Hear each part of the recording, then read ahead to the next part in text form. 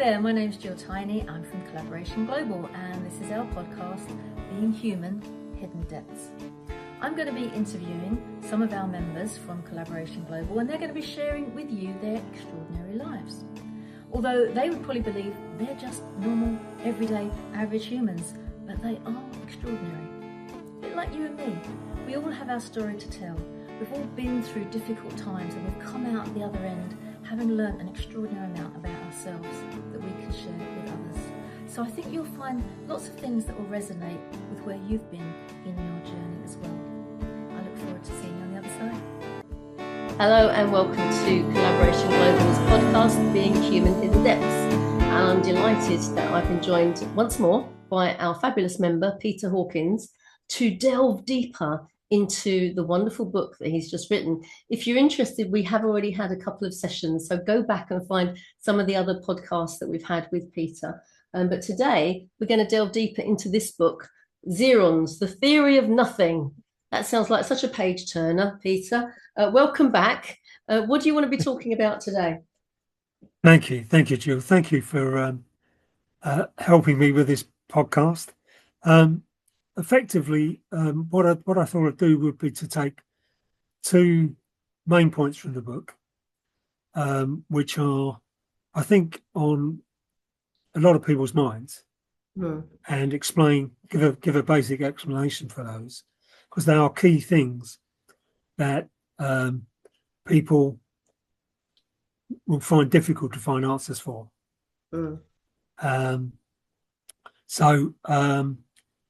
As you know, I believe that we're all linked together in a universal intelligence, a universal consciousness, and that consciousness is the non-physical part of us. So it's the non-physical part of us which I believe eternally exists. That's kind of, before we go on though, the reason you and I think connect, obviously through consciousness as well as physically, is because the idea of what you are theorizing around does have a kind of mirror image of what Collaboration Global are looking to achieve. We're doing the physical side of what you're talking about, which is the manifestation side.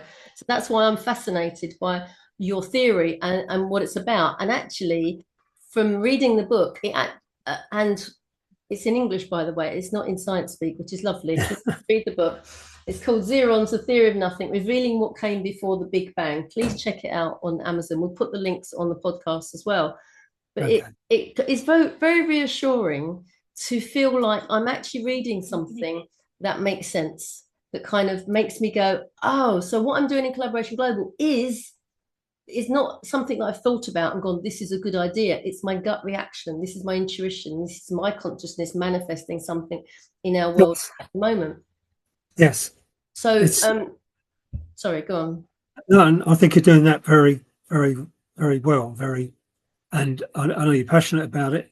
You're a great person. And I think it's important for people to actually have some answers. I think that, so I'm being provocative and saying what happened before Big Bang. Yeah. One American physicist said that Big Bang happened on a day before there was a yesterday, which is complete nonsense. That's because they play with words, don't they? Yeah. They didn't have an answer. I believe, and what I think one of the biggest mysteries that we all struggle with as individuals, is how did it all begin? It's our existence and the existence of the universe. Yeah. And when I was a small boy, I remembered seeing the Milky Way for the first time and asked myself the same question. After many years, I worked out that there's only one credible answer to that, and that is that in the beginning, there was no beginning. Because when people try and answer the question, even if they say, oh, well, God created everything, and you go, okay, what? How did God get there? Yeah. And you go, well, actually, there was no beginning.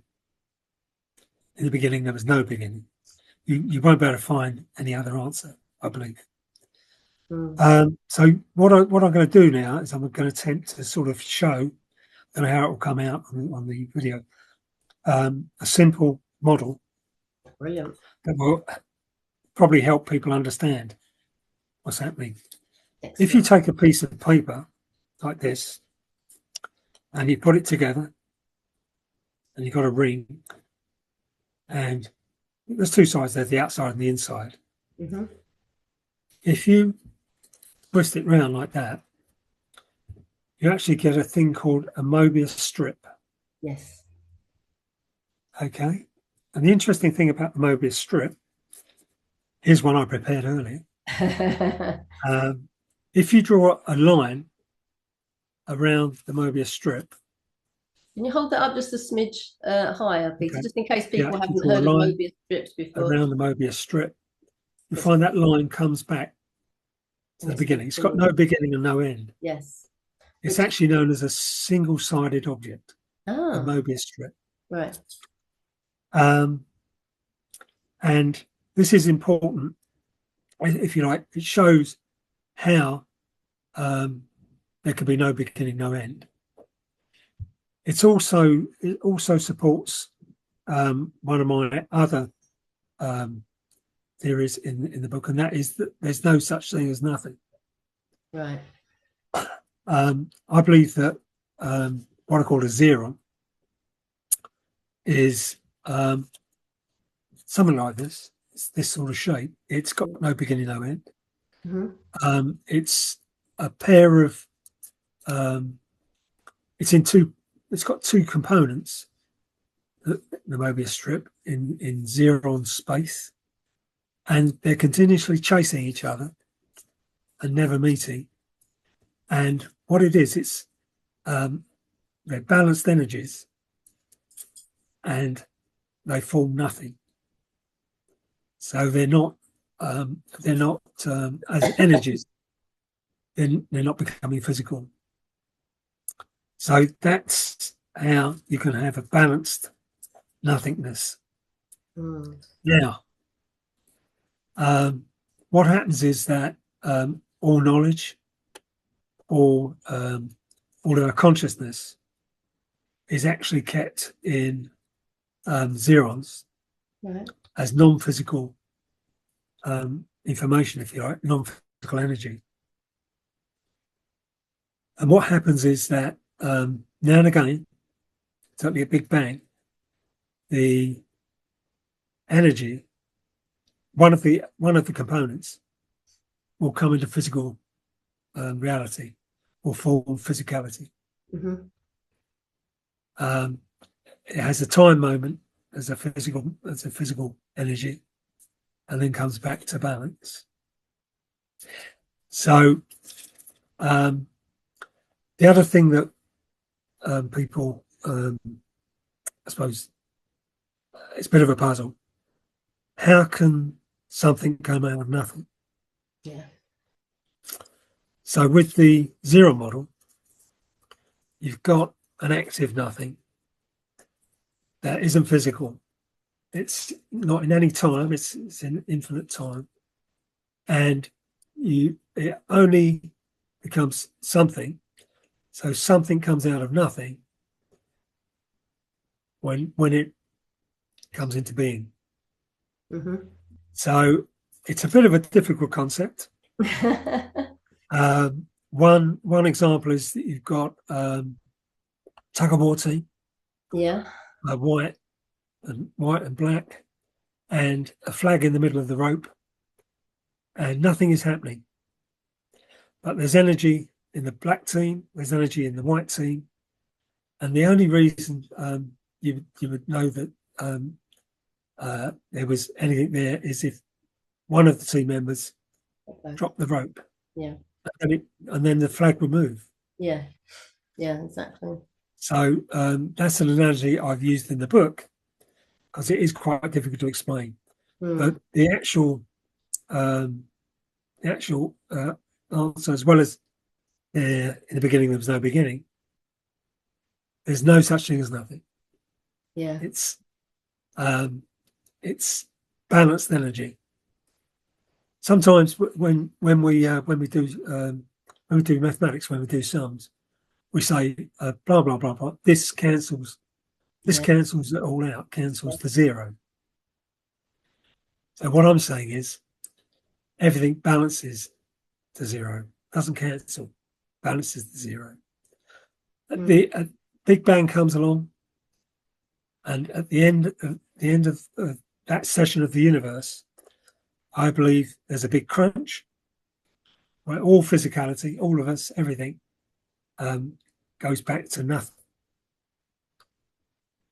And then what happens is there's another Big Bang. Right. Soon after. And it's very much like our lives. So we're born. Yeah. We go through the cycle of life. We make a mess of it. And then we die. And then we might come back again. But basically, when we die, it's only that physical part of our body that goes. I believe our consciousness is always there. So just in the same way as in the beginning there's no beginning. Yeah. I believe in the end there's no end. That's I mean, I would imagine when you first came up with this theory through your youth and your young years, there were more questions than answers going along here. But as time has gone on, it's kind of pieced together. The thing that strikes me, having not been brought up a Christian, but I came to Christianity in my early 30s. There is, I think it's John 1 verse 1, in the beginning was the Word, and the Word was with God, and the Word was God. Now, that is looked at from a Christian perspective, that Jesus was there all the time. But actually, if you look at it from a universal perspective, in the beginning was the Word, and the Word was with God, which is Jesus and the Trinity, and the Word was God. So God was the energy, the consciousness at the very beginning. Before there was a beginning, he was just there. He's always been there. He is there. That's right. In fact, again, when I was a boy looking at the universe, how did that get there? It must have been God. I did actually think, how did God get there? But actually, God will always have been there. So there's an answer. But I mean, it's not. This isn't proof positive that God existed. This is proof that, from the point of view that there is something that has been not a one entity, but an energy as a consciousness that all religions kind of point to in one way or another, because that's what people have experienced in their philosophies. Yes, I think it's that's. I'm talking about giving some answers, but the only answer I can't give is there a God, or is there not? We were talking about this earlier, but someone asked me this. I was in a group with people, a Sikh, two Muslims, and another couple of people. And one of the Muslims said to me, what about God? Because he knew I'd written a book about the universe. And my answer to that was, well, if you believe that our existence is proactive, then God is driving that.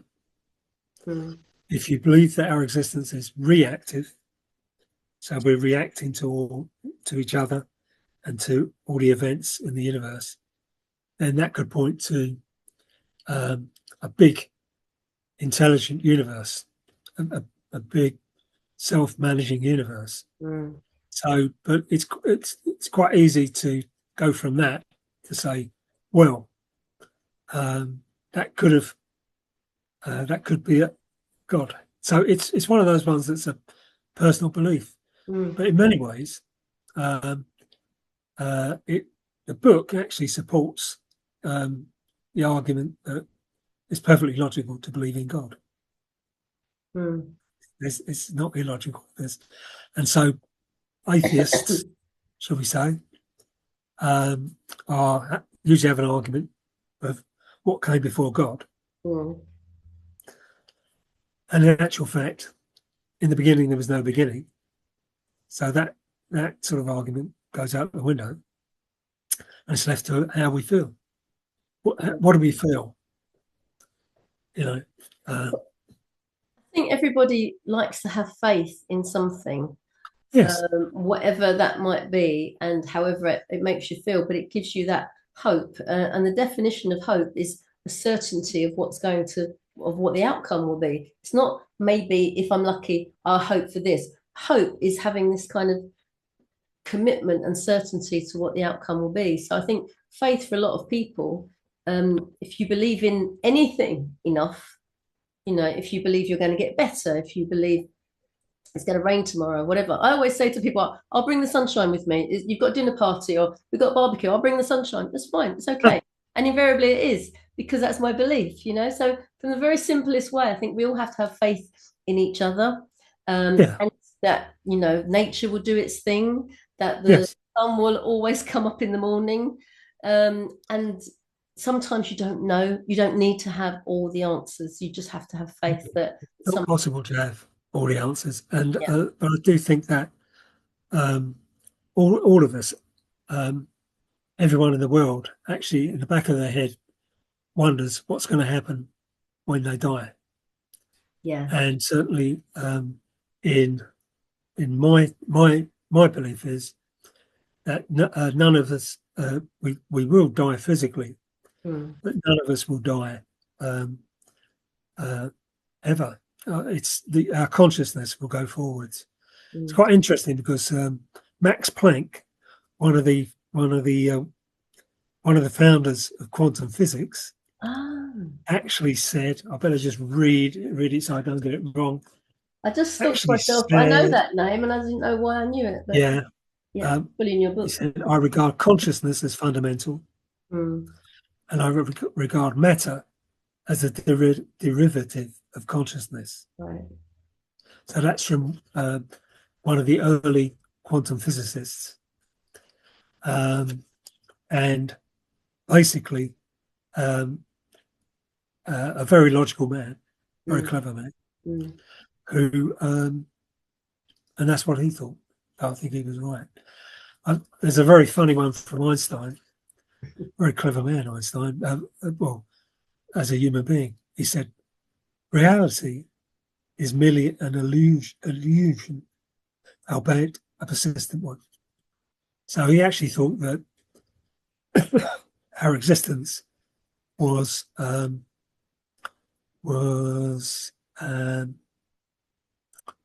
made. It was created by consciousness, really. So what we see is actually an illusion, because if you tap the table on the desk that you're sitting at, it feels solid. Yeah. Actually, if you could magnify it up 1,000 times, you'll see it's full of gaps. Yes. And so that's the illusion. And also, I'm talking about being full of gaps. It's not full of gaps. It's full of zirons. Right. Because there's no such thing as nothing. Yes, absolutely. So it's all a bit more. So in the book, it's been very. You were right. My thoughts when I was younger, just thoughts, and it all came together after for me to be able to write it down after about 40 years. Yeah. And then I was able to write it down, explain things like time, and also explain things like space. We all take it for granted that space is just there, but actually it is. There's no such thing as empty space. Space is actually construction, and if I removed the space in the middle of your living room would just get smaller. and so its space is something that is very hard to explain when you try and start to explain it. So when you started putting all these theories together and you could follow the journey and you go, well, this is making sense. Yeah. Who were you following as scientists at that time that would look at this now and go, yeah, that makes sense? Or are you kind of totally at a juxtaposition with everybody else out there? I mean, what we're dealing with at the moment is, historically, we've had this kind of, yes, we now know the Earth is round, but we kind of, it takes forever to move on from something that we've lived with for so long to see things in a different way. So it does.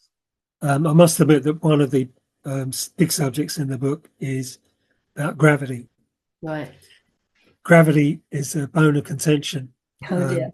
on the basis that between Einstein's thinking and quantum physics, no one's actually been able to explain gravity that satisfies both camps.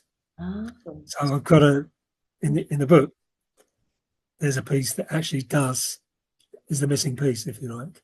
Wow. Yeah.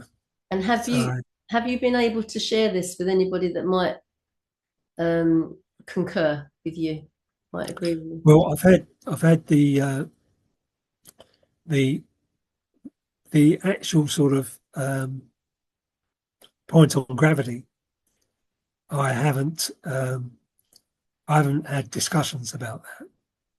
I've had discussions about lots of other areas in the book with scientific people, and I have checked out various papers, various scientific papers that was talking about this gap, and checked my ideas on gravity with all the papers on gravity. So I think that there is an interesting answer on gravity that hasn't come out yet. Fully explored. Or it's just come out from me. And it does. I suppose it's one of the final questions between quantum physics and relativity. Right. I don't normally talk about it because it's sort of somewhat technical, and so I'm trying to appeal to wider readers. You've got to take us by the hand slowly and just take us one step at a time. Because if you go too far, I mean, now you're telling me there's something wrong, not wrong, but something missing in gravity. I'm like, oh my goodness, this is just so much. Quantum physics, there's some answers. I mean, quantum physics isn't wrong generally. I mean, but what we're talking about with in my book is the layer below quantum physics. Yeah. And certainly it's a layer that scientists have tended to ignore. Nothing. Yeah. Who wants to study nothing? It's a bit boring. And certainly there is an answer in there for gravity that I believe I could have a debate with some serious scientists and bring that out.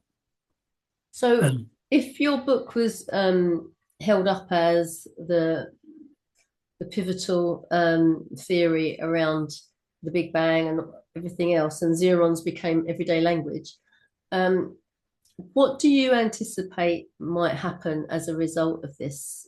Where would they take your knowledge, and where would scientists want to explore more, do you think? What I'm hoping is that, number one, my big hope is that people all over the world will get some relief about what happens after their lives. Yeah. That's my biggest wish. In terms of science, I think that it answers a lot of the unanswered questions in science. I go into that in chapter 9, which is the only place you shouldn't go unless you've got some scientific knowledge, because that's where it gets into those debates. And so Certainly, one scientist has read all through chapter 9 as well, and can see that there's value in the arguments. Right. But as of today, I haven't really pushed it out into the world too much. No, you're just dipping your toe in and then giving a test. Yeah. What this podcast is about, it's for the people that are curious about Yes. space, about Big Bang Theory, about consciousness, about the I existence think of God. There's so many facets in here, considering it's a relatively slim book. And yes, for those of you that aren't great readers, there's a massive amount of pictures and diagrams as well. So you're not sitting there plowing through small print.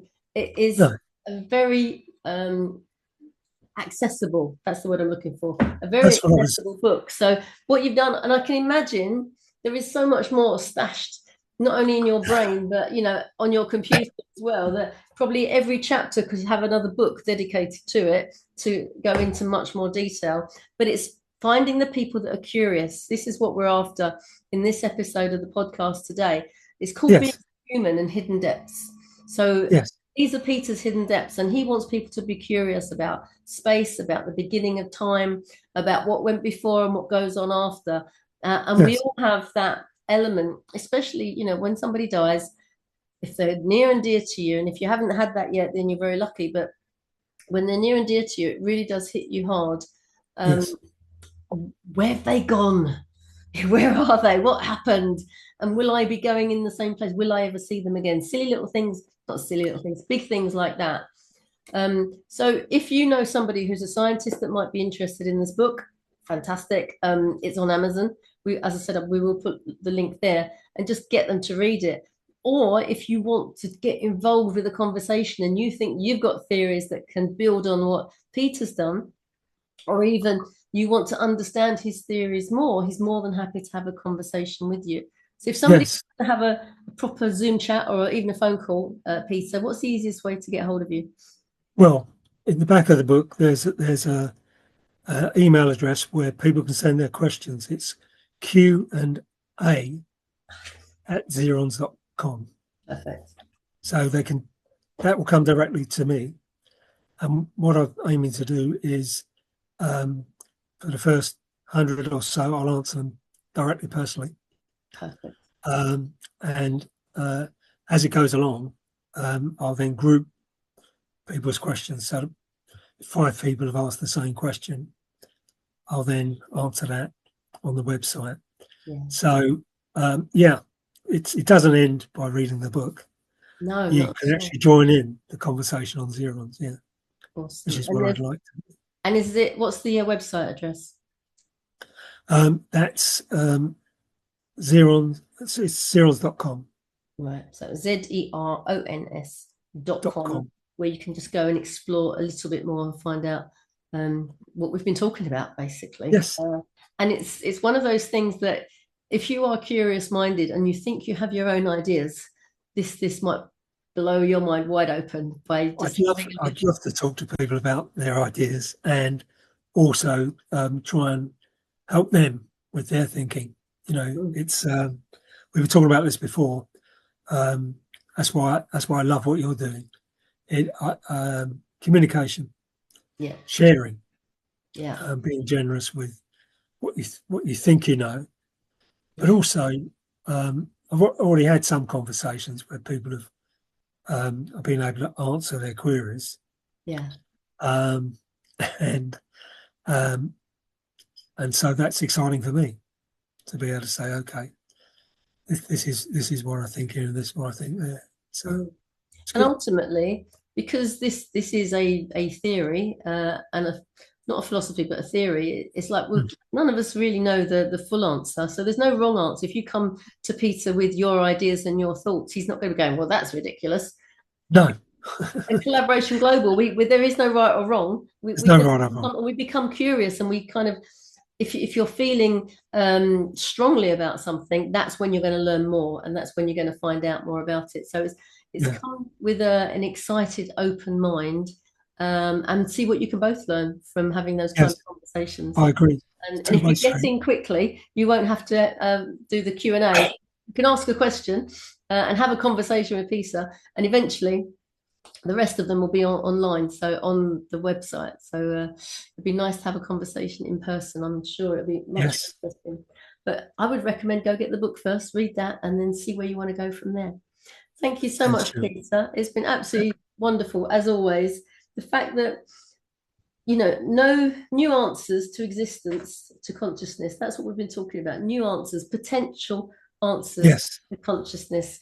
There are probably too many people are resting on the laurels of what's already been discussed and theorized. And now this is something new, something that isn't already out there, something that we can get our teeth into to find out if it feels like it works. And every time you've explained it to me, it just feels like this feels, yes, I get this. I understand this. It doesn't make me wonder, how do they know that? It just makes me go, that's a really good possibility.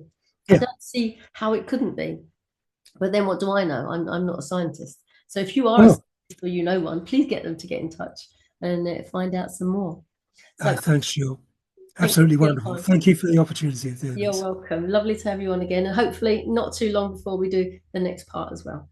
Thank you very much. Thank you.